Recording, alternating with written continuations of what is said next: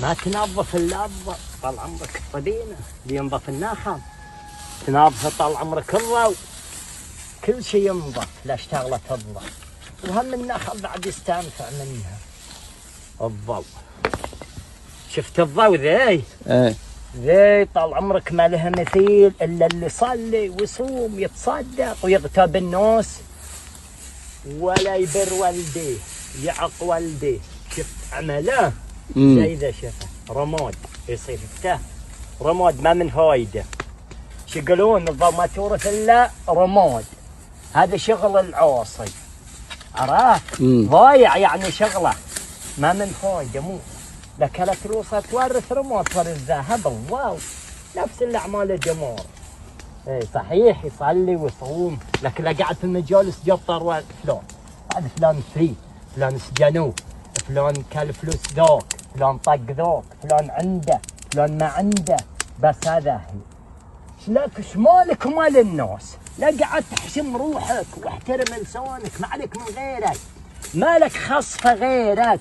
انت بتدفن في قبر مطالب بهالحكي ذا كله، ما انت بمهدود.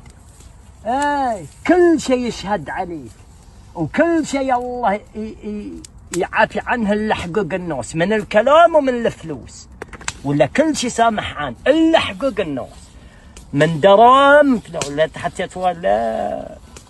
رب العالمين يقول لك ذاك اليوم لنا اعمالك حلوه كلها زينه الا حقوق الناس. قال رب العالمين ما تدخل راح يبصرح ما اعرف هيجك ذاك الوقت عاد. ومن عاد اللي بيتسامح ذاك اليوم الله يخلف عليك. لو الناس لنا اليوم حلو باكر مر، كان عندك نية وناجض من الحين راح لا وصف نيتك وياه، ولا ذاك اليوم لا والله ما يعرفك. كل محتاج حق حسنات، كل نفسي نفسي.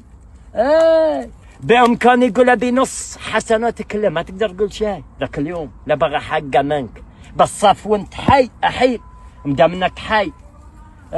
تالي ما تقدر اليوم تقدر توفي باكر ما تقدر. الله يخلف عليك ضايع العجله. عبد روحك وبعادل الحين، نظف روحك لا تطيح الا انت عادل موت.